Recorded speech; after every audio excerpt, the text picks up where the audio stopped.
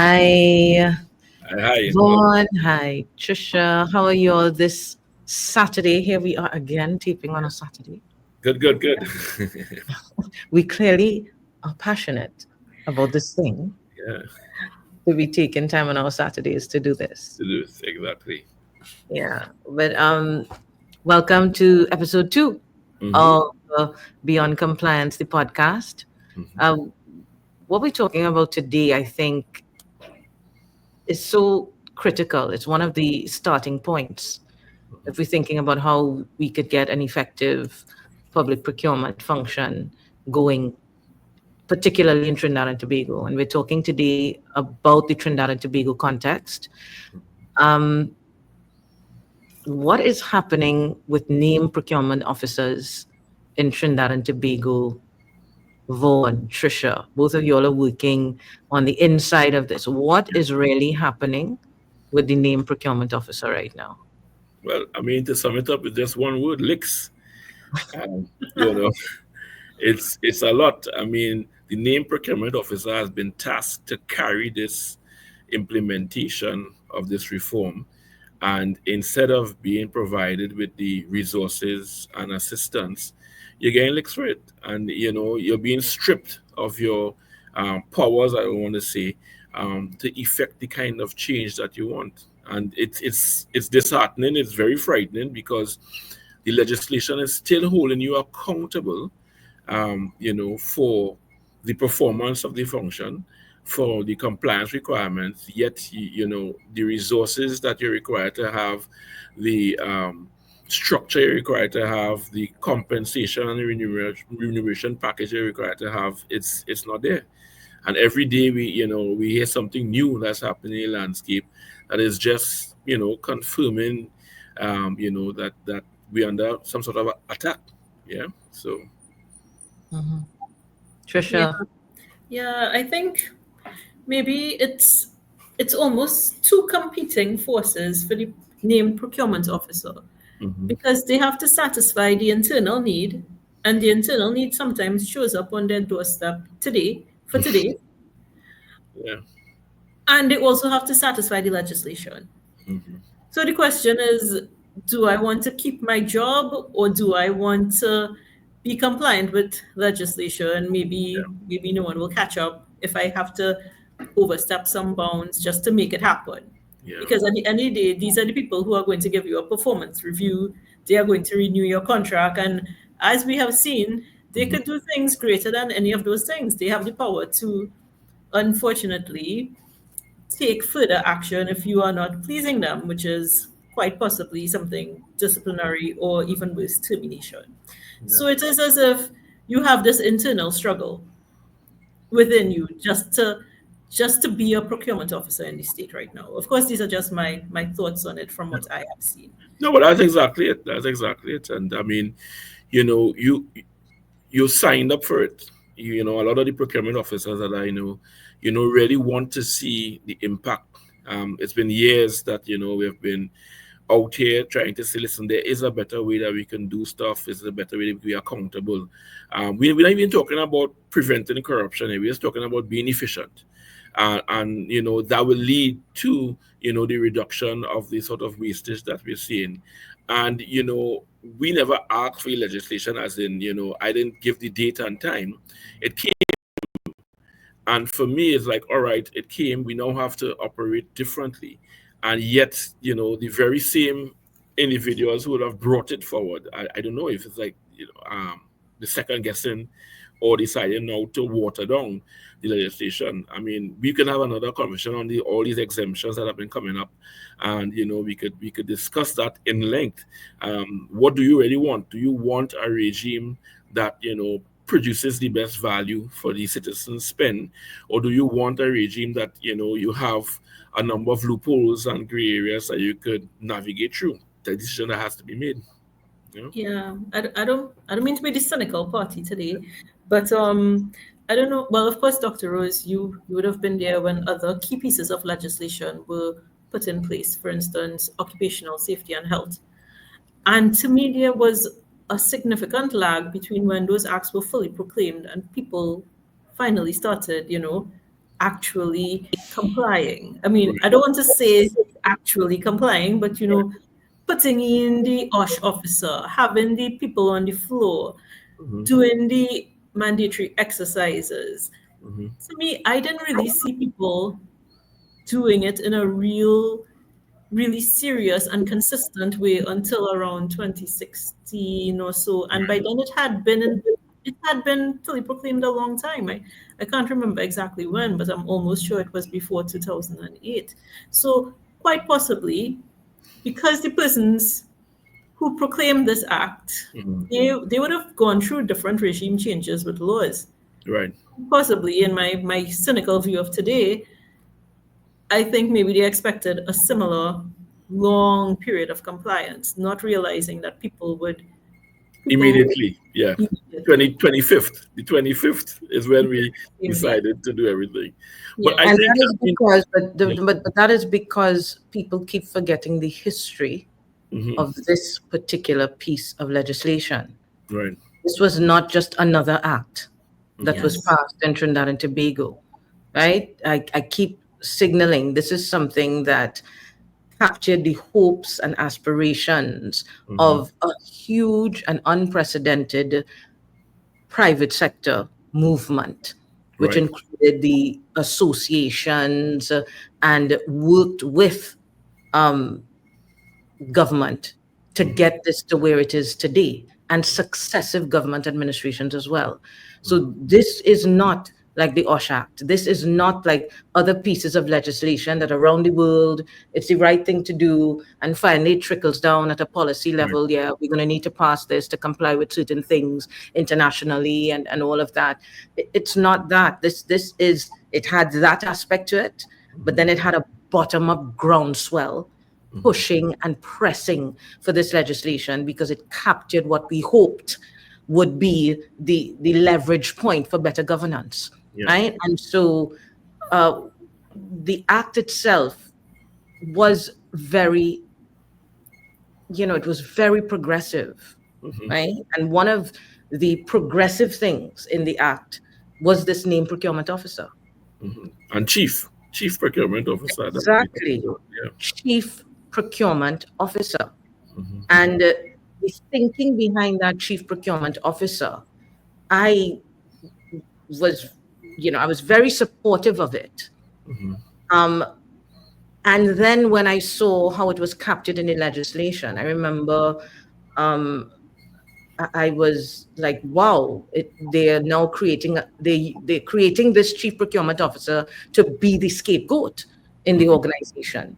And I remember speaking at one of our conferences and raising this point, saying, I don't like how it's captured in the legislation because it's almost like we are creating this person who's going to be scapegoated in the organization. And one of the things that came back to me from the people who were there, who had been involved in agitating for it, is no, they wanted to create that position in the organization to give procurement the status required in the organization so that that officer could push back against attempts to be loose with public money and public expenditure. So that was the hope behind this, that we could really create this new type of professional, which around the world is being recognized. The Chief Procurement Officer is now considered one of the most important people in any organization, right? Around the world. So we were trying to, capture all of that. That was the hope and aspiration of this Chief Procurement Officer. And to respond to something that Tricia said, the procurement officer is struggling, between the internal need and meeting the internal needs of what's on the desk and the issue of compliance.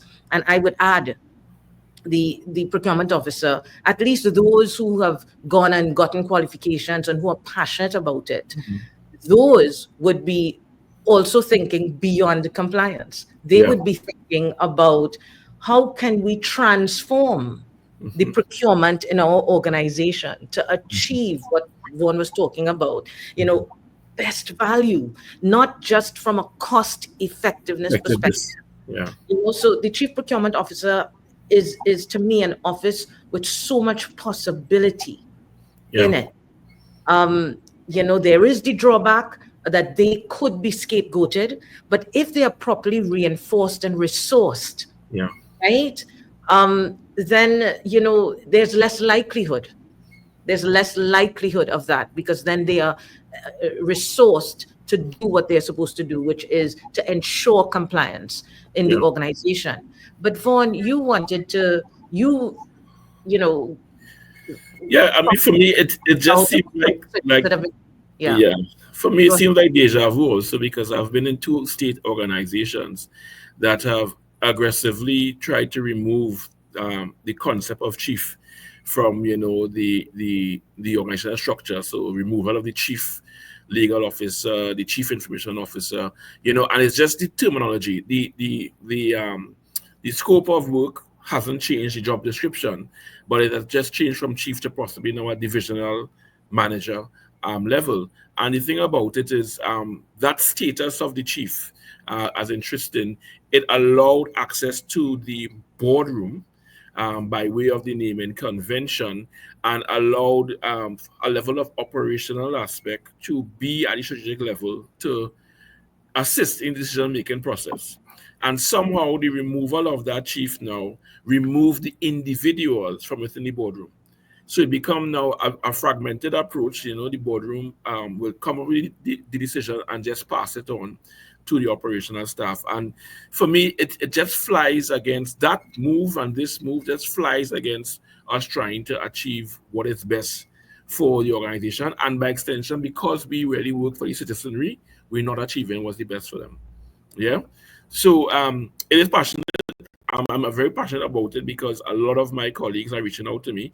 There are individuals who, prior to the cabinet minute, they were hired, and now they're in like no man's land with regards to what is their real naming convention and also what is their compensation package. And there is an attempt for them to just actually write out their contract because you now have the opportunity now to hire an individual from within the organization to be a part-time procurement officer because as we look on at You're what speaking about a cabinet minute. yes, definitely. So But tell us a little bit more about that. Cabinet took a well, have a decision. nice presentation. I have all the thoughts down. If you pull it up, we can go through it. Yeah. What is this about, Vaughn? Tell us. So there was a cabinet decision in 2023 that rescinded some of the previous decisions made prior to the establishment and proclamation of the act. When in 2023? This will be September 2023. I think Okay. September 8th. Okay. So we have some decisions that were made. For me, I'm not too sure if the OPR will have been consulted in the decision-making process. And if they were consulted, I mean, they should have identified some of the challenges. So we just mention, right? So in 2017, there was a cabinet minute that approved the structure for large, medium, and small ministries and departments. And the job descriptions in here were Chief Procurement Officer, Senior Procurement Officer, and Procurement Officer. Now, what is telling for me is that this goes along the line of best practice. Mhm. For me, there's a minimum of 3 persons within your procurement function to allow for that transparency and proper segregation of duty.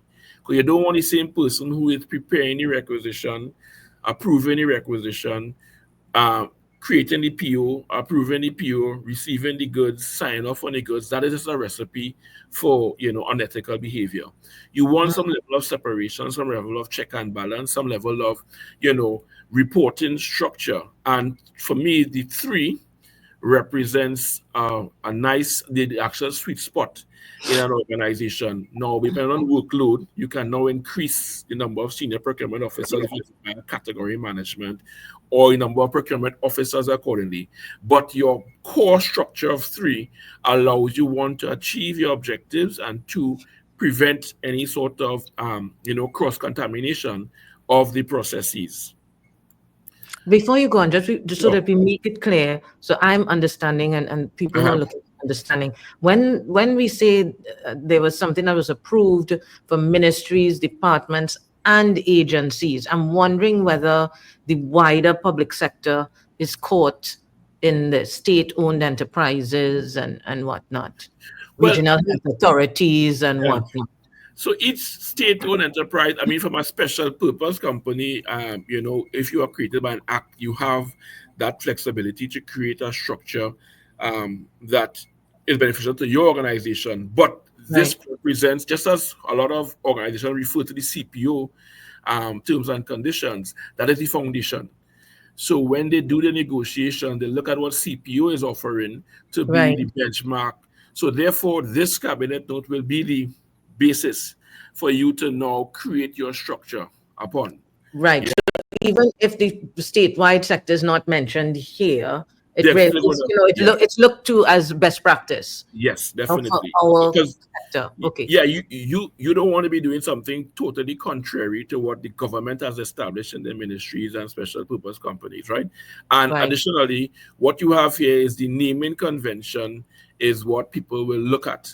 So Right. definitely, if you have a senior procurement officer doing a different role and function, because the government has established a position called senior procurement officer, you can now use that job description and increase it in relation to your organization.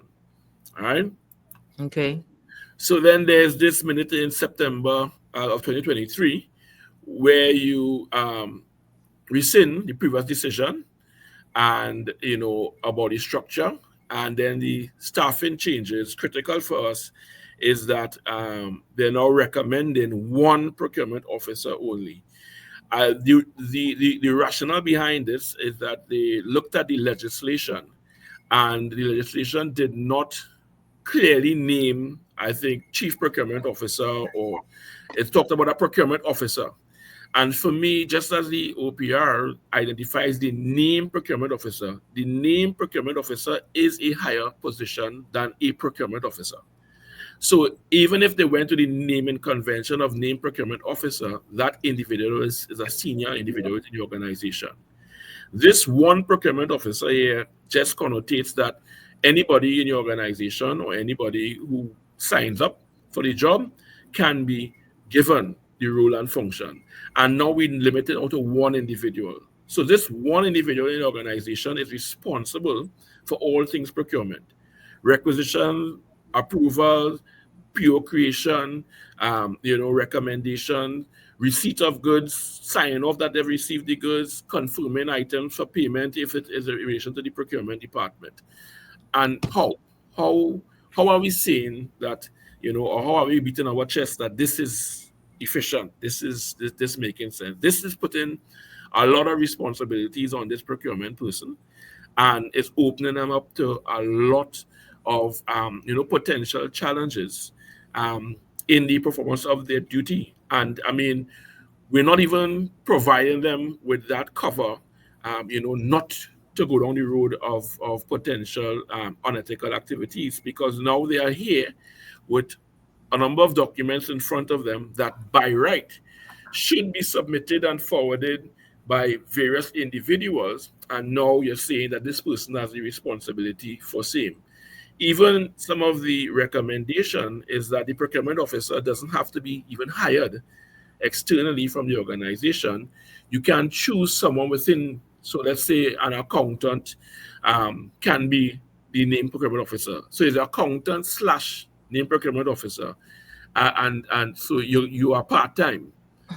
Now, a lot of the fines that are as fines and jail time for non-compliance, there are a number of people who won't want to sign up for this role and function, because you're actually putting them in the deep end, gashing their feet and saying, well, by the way, we have sharks in the water. It can't be that now hiring somebody to be the sole individual responsible for procurement within the organization, right? You don't need that anymore. So it's really like the death of the Chief It Procurement is. Officer. It is the death of the Chief Procurement Officer. But Right? more than that, I mean, it's the deprofessionalization of the function. If an existing officer, right, they're saying it's okay for an existing officer to tag on that, oh, you're the named procurement officer for the organization. Let's tag it on to what you're doing. Yeah. Right? Then it no longer becomes important that you have a procurement professional there. Yeah. Right? And, and therefore you're contributing to deprofessionalizing the procurement function, which is the opposite Of what the way the rest of the world is doing and what OPR, I think, really wants to do. Definitely. And that's my concern. I mean, this is since 2023, and I've only encountered individuals who are saying to me now, well, the job is on the line because of this cabinet minute. And I'm saying, but how we missed this discussion since September of last year as to what was slowly happening in the shadows, because how is this not in the public domain? Well, and that is amazing, because the public is calling for greater transparency, accountability in the procurement of goods and services. I mean, I could go back, for almost every election for the past 2 or 3 elections, and procurement has been the rallying point. I always say to my students, procurement is stuff that changes government. Exactly. And now we have a situation where we implement legislation that we've been clamoring for quite some time, but as fast as we give the legislation, we take it back with these amendments and these minutes that just water down what we have been doing.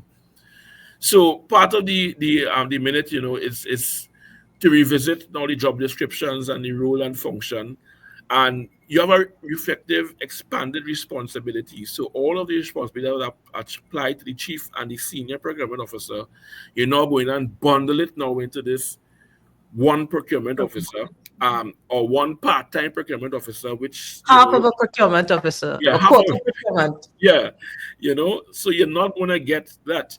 I mean, even with the high-risk procurement, you have the opportunity to go back to the cabinet to expand your staffing levels. But again, how this works in so many ministries, you may have a project that is happening, and it becomes a high risk, high value, but it's just for a period of time.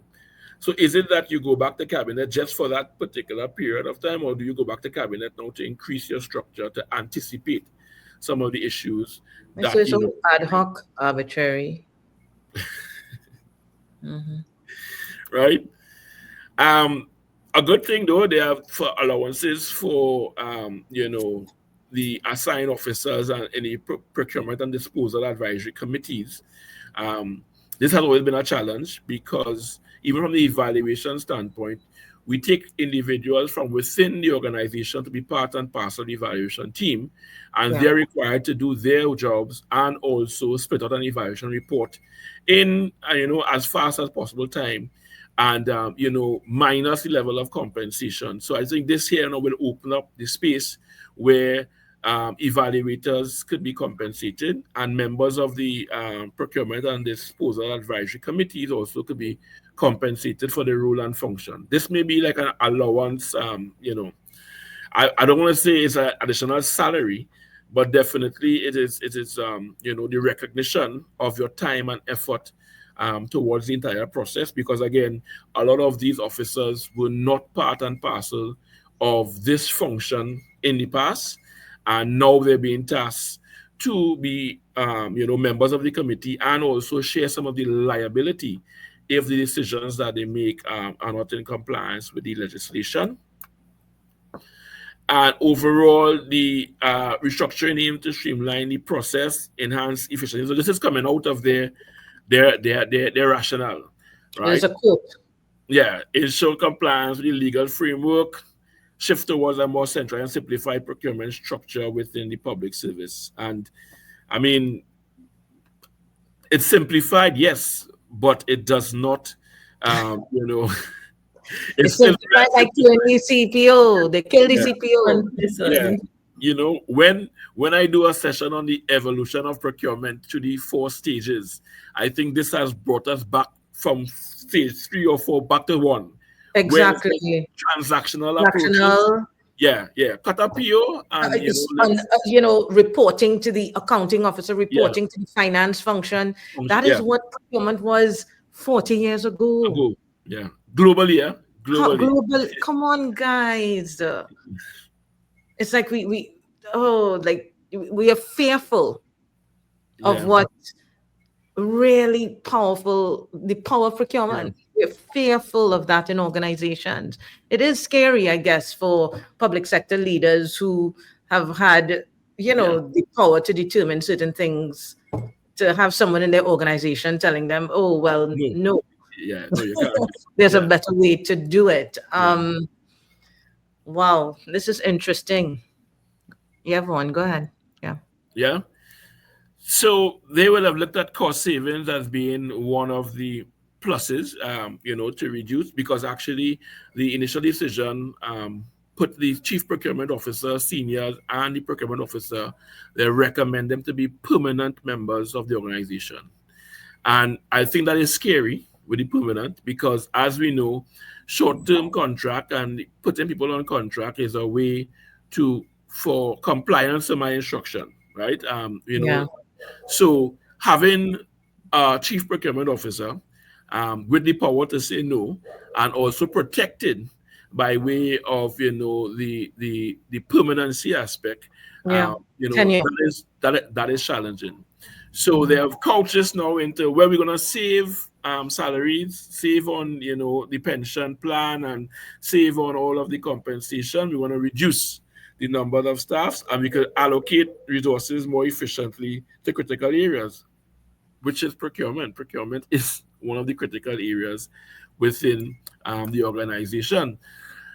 Another implication, increased responsibility. Again, you have now taken the roles and function and responsibilities of 3 officers and bundled it into one, and also given the opportunity for it to be a part-time procurement officer. That is a lot.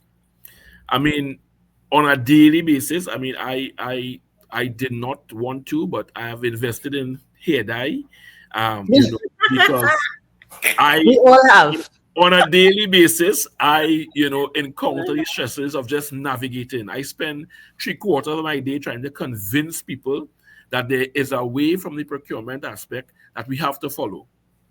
And I'm not talking about delivering on your needs yet. I'm just telling you that, hey, don't pick up the phone and call a supplier because you're committing funds that we don't have, right? There's a process. The supplier, yes, he delivers items quickly. You know, he responds. He has been giving us human service, but we have to pass him through a process. And if he is good, he will float to the top. Because there are other suppliers who are saying, listen, I feel something going on inside there. You know, I haven't been invited to an event. So we have to spend time in going through the processes in order to really and truly justify all of the legacy suppliers that we have. And 3/4 of the day is convincing people that, all right, you know, because part of the requirements of the legislation is planning. And we can recognize that that is absent within the state enterprises. Everybody is, I want it now. You know, I get up in the morning and by the evening with my idea, I must have. Some of the construction I see happening within the country, you know, there's always some sort of project. When you look at project management, there is a phase of project management where you do a lot of research and a lot of stakeholder engagement and determine, well, if this makes sense. We're not seeing that happening. We're just seeing things going up. We're seeing things being broken down. We're seeing things just being expanded. And we're not seeing the justification, because there is a question to be asked. Is this needed? In light with the finite funding that we have, is it needed at this point in time? And can we make another decision on it? Private sector organizations do it a lot. They have a whole stack of projects they want to do, but it is in relation to the financing that they have. So they will shelve some projects for the meanwhile, and then when they encounter more favorable cash flow, they'll bring it out. So we are not seeing that level of planning happening within our organizations. We're just seeing this immediate, you know, request happening, and we now have to find ways in which the legislation can support that lack of planning, and still deliver. So that is my role. I have a big team under me that will do some of the heavy lifting. Now we're saying remove the team. And you as the named person, do it correct with all Hmm. the services that you have. Wow. Make sure you're compliant also, and avoid done by this afternoon.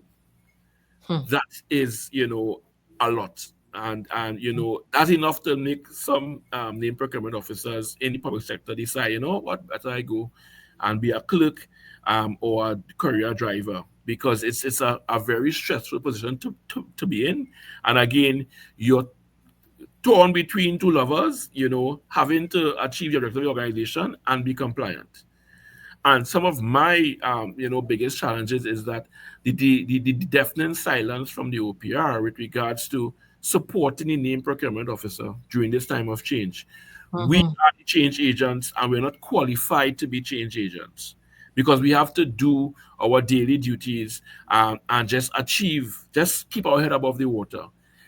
This regime and the introduction should have been supported by some formula for change, a separate organization that is responsible for effecting the change. I mean, it happens in organization. It happens even in the government service. When you trying to introduce something new, you'll hire a change agent.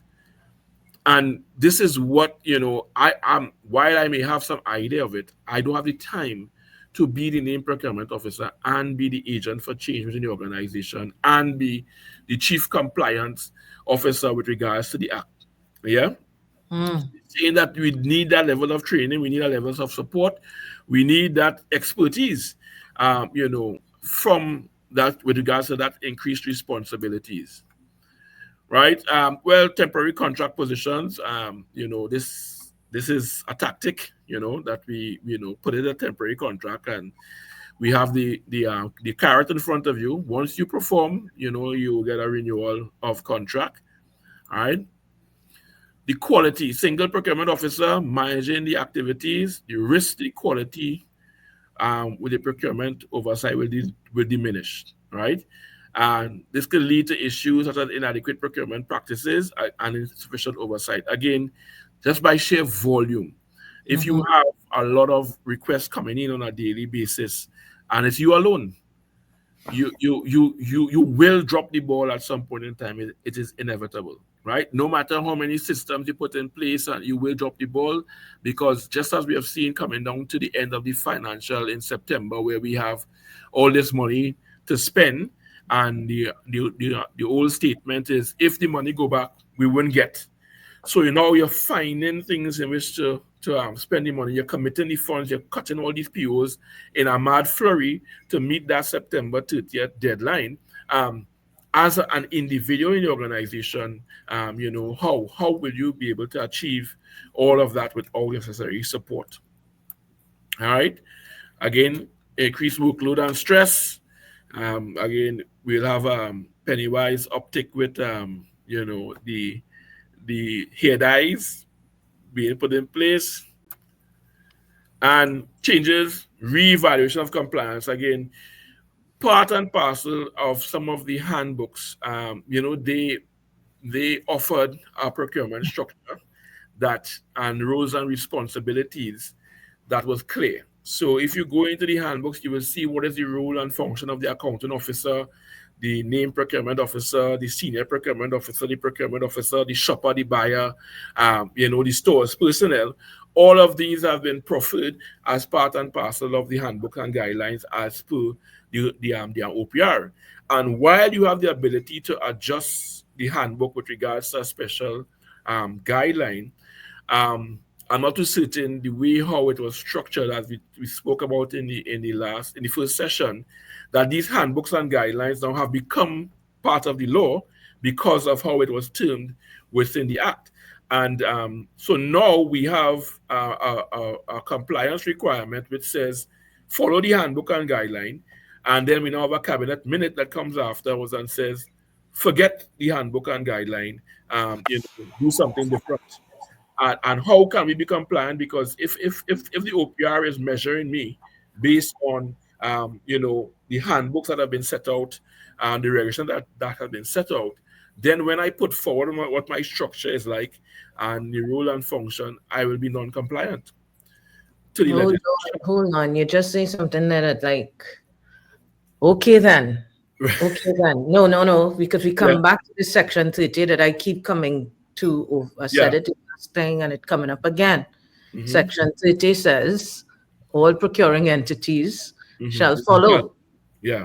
guidelines and the handbooks. It's Hmm. mandatory language. It's mandatory language.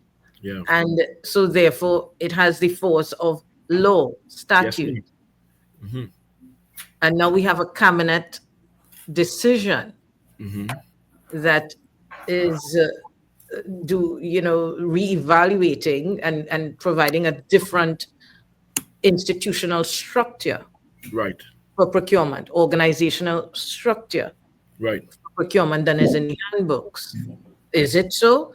I mean, that'd be something interesting for us to Definitely, and I will look take at lead. more closely. Yeah, I Right? will take lead from you guys or the lawyers to see what what supersedes or what takes precedent No, over but the law takes precedence, right? But at the end of the day, we would, in order to be able to make that kind of decision, one, we'd have to have sight properly of that cabinet minute, see right. exactly what was decided, and then we Understood. have to look at the handbooks and Hmm. the guidelines to see exactly what is stipulated, and then do that, analysis, Right. right? So we are certainly not saying that that is what has happened No. here. Yeah. Yeah. Um, That would, yeah, Tricia. Oh yeah, just to interject, as you all were talking about that, there is a sample for the internal control framework for the procurement unit and who each person reports into. Yeah. So it's In the handbooks. yeah, in the internal control framework handbook, guideline handbook. Yeah. So it is interesting if there's one procurement officer, how it would work, Yeah. because where is the internal control framework according to Yep. the guideline Yeah. slash handbook? Is it compliant? Is And this then decision compliant? and Yeah. that there's no exemption to say that this only applies to state entities. It's procuring. The definition for a public body and procuring entity is clear, Yeah. and it covers everybody. That would have Yeah. received that level Including the of. ministries, Yeah. departments, and stuff. Yeah. All right, let's move on swiftly from this point, Yeah. this So, very controversial point. so for Um, me, in summary, the amendments will aim to streamline, the procurement processes, reduce costs. They also introduce challenges related to workload, expertise, and compliance, and they need to be carefully managed to ensure effective procurement practices within the public sector. Yeah. Um, I think, we definitely recognize that there is going to be a gap here. And, from our end, is ready to see how, as a entity or as a community, we can come together to support, support these named procurement named officers. procurement officers in these That's what's entities. required now. Yeah. That's what's required now. Thanks. Yeah. Yeah, thanks, Vaughn, for that. And you see, we get into these situations as, commenters and observers and reviewers of legislation, Yeah. things that are happening in society. We get into these situations where we identify these gaps, these irregularities, these contradictions, and these inconsistencies. And, we're doing it because we are professionals that Yeah. want to see the procurement reform work. Mhm. That's why we're here. We want to see it work, and we want to support organizations in making Definitely. it work. So, yeah, we wanted to keep these episodes, just little bite-sized episodes. So, what I would say, in closing, and if you all can have some closing comments on this issue of the named procurement officer, what it was meant to be, and now what it is, Mhm. and where we go from here. Certainly, what I would say is that what is required from my perspective right now, as we see the movements to, I mean, there's no Bubbly way to say it. bubbly or, you know, deferential or polite way to say this. Mm, If you are saying that there's no chief procurement officer anymore, you are killing the chief procurement officer. There's no other way for it. It's death of the chief procurement officer. yeah. And by that, you're deprofessionalizing the function. And that, to me, is a step out of step with the future and the progress that has been made in public procurement worldwide, right?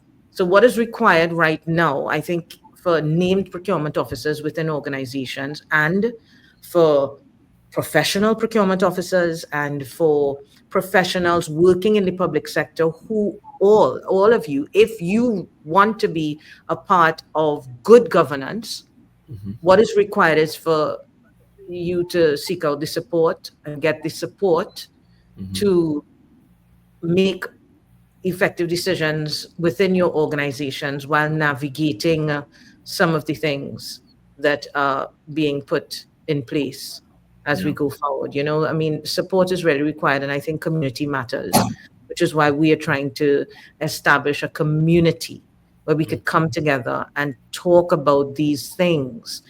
So what does it mean for my role, right? And how do I try to still do what I'm supposed to do by protecting the public purse while trying to keep my job?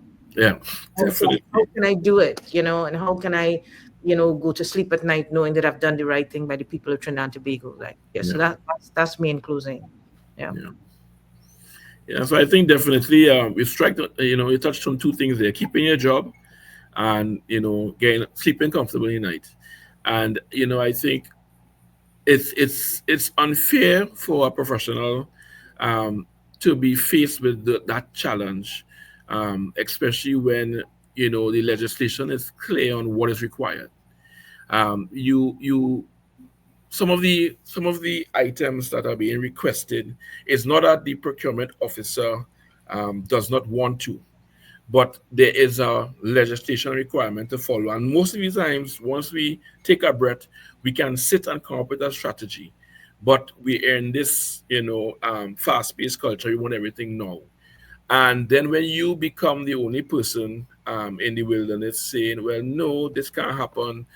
We need to do it a different way," you are looked at, in a negative light, and then you will always have this threat of, "Well, we won't renew your contract, or you will find a way for you to be terminated." And it is a challenge, especially to the professional who has invested time and energy in learning the international standard, and they're really bringing something of value to the table, to just be dismissed based on, I want something to happen right now, and because you're not saying it in the language that, or providing it in the way I want you to provide it, you're now at risk. So definitely we need that community, that togetherness, that one song that says this is how we approach some of the challenging decisions, or some of the challenging requirements of the named procurement officer within the public sector. And we have enough examples and enough people who have seasoned enough, have been through the mill, that can provide the level of guidance and advice. And again, I always say, when people always say, the minister say that, the minister say that, I say, yeah, but the minister will never say breach a process. And as a professional, it is your duty to come back to the minister to say, this is how this can happen. These are the ways, these are the risks involved.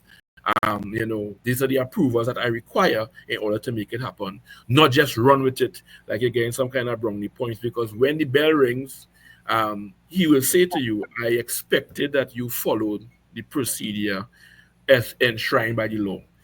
Right? And so that's important for us to always have in the back of the mind, that no matter what the organization requires, it must be done in the correct way and format if you want to be protected. Yeah, if you want, the full support of the community, you have to follow the right process at all times. Yeah.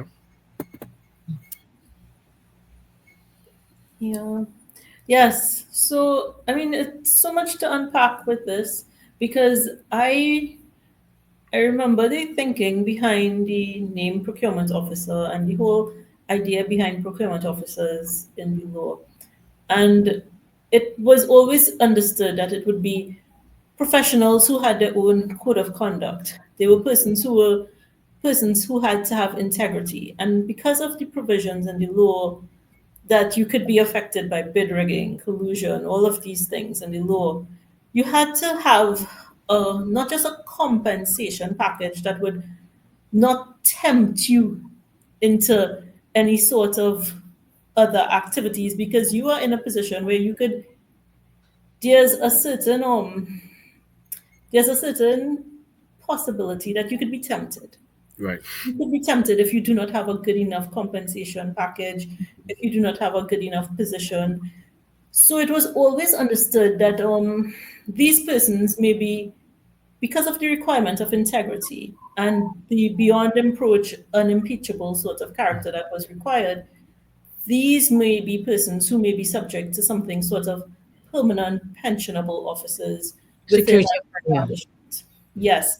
So in the same way you have like the JLSC for attorneys within the state, you would have not necessarily a JLSC, but you would have Right. a certain level of permanent pensionable officers that these persons could enter into, and you could at least feel safe that you have done your best to take away any possible temptations Right. during the course of their job. Because this Right. is one of those jobs where within the course of the job you can have a lot of temptation. Right. And I think for me, listening to what has been said, it seems to be a fight from, and it's almost I don't know if it is a regime change as well, because our thinking was probably based in the past on what we understood the public sector to be and what the public sector needed to function. Mhm. But now the public sector is moving towards contract officers, Mhm. even entities like the BIR that were in existence before independence. Right. They are now being morphed into a new body with contract officers. There will be no more permanent pensionable officers unless that office chooses to create those. They will no longer be under the public service. Right. So for me, I would like to think I'm taking off my cynical cap. Right. I'm taking off my cynical cap right now. And I would like to think that it's more thinking that is going along the lines of shutting down the state's employment bill Mhm. and permanent officers, which is something they said in the note. Mhm. And maybe it's a very close-minded focus on that without really appreciating The impact. Yeah. the impact. So it's like, how do people say it? Is it you're cutting your nose to spoil your The face. or something like that? Yes. Because this is one office that is a high risk office. Mhm. Mhm. So you don't just need a good compensation package, you need to be safe. Yeah. You need to be secure. You need to, I don't know if you need to report directly to the board as well, as opposed to the CEO, because the CEO is the accounting officer. The CEO is, well, I'm just saying CEO, Yeah. but the CEO is the person now who is making the decisions that the board used to make. Mhm. But because procurement is compliance, and that should ideally have a reporting line to the board, not just to the CEO. So it's so many things to think about if you think about it, so many things to think about. But I am glad that I've taken off my cynical hat because we are in the season of Christmas. And I would like to think that it's not a dark move Right. to take away from these persons who have been entrusted with so much. They are entrusted with the public purse. Yeah. Let's face it, Vaughn, you and I have both done MSIPs. I mean, you with a million years experience and me with zero. But if you have someone who knows what they are doing they can make things happen for themselves without anyone else knowing. Yeah. I don't mean to raise anyone's red flag, but it is quite possible to work within Work the system, exactly. You can, I didn't want to say it, but yes, it is possible. Yeah. If you are smart, and no one would be the wiser, not even the OPR. And this is something that was actually told to me by a colleague. He's in the Netherlands. And we were discussing things. And I was like, yeah, well, I'm from the Caribbean. Yeah, we don't really have good procurement. Probably have a lot of things happening, allegations and whatever. Yeah.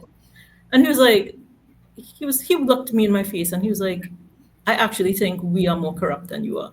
And I was like, he was like, you don't see it. You will never see it, but it is there. Yeah. Because they are so complex. Everything is behind closed doors. They know bid rigging and collusion is not a wild allegation you throw about. Yeah. Unless you have it written down in paper or recorded, and not just recorded, a video recording as well, because people will say you chopped you're out. creating. You have nothing to stand on. Nothing. And this is an incredibly sophisticated system we're talking about. Billions of euros passing about in the system because it is in one of their high-risk systems. And he's watching me in my face and telling me we are more corrupt than you are. Yeah. So a procurement, I don't mean to be the I know I took my cynical hat off, but I'll probably put it back on. But yeah, it is a profession where you don't want to give people the opportunity to be tempted. Yeah. So I will just end there. Because I went on a wild goose tour. Very important. And I would say, keep your cynical hat off. Yeah. Right. Which is why I said death of the CPO. I didn't say murder of the CPO.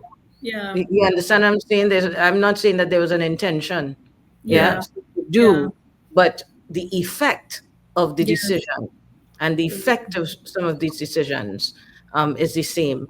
So, thank everybody for viewing and for plugging in onto this episode 2. As you can see, we are prepared to talk about the issues without fear of favor or, fear of, recrimination or hope of favor. We are prepared to talk about the issues. We're prepared to discuss the issues. So please, you will see under the video a form if you have questions you would like us to address and answer, challenges that you're facing in your job right now as a procurement officer or someone involved in the procurement function. You're on the PDAC or in the board, even on the board, anyone. You're in the public sector working or you're a supplier. Write in, ask us the questions, and you'll get all the different views. And, we could even take some of the discussions completely offline to support you. So thanks for tuning in, guys. All right. See you next time. Bye. Bye-bye.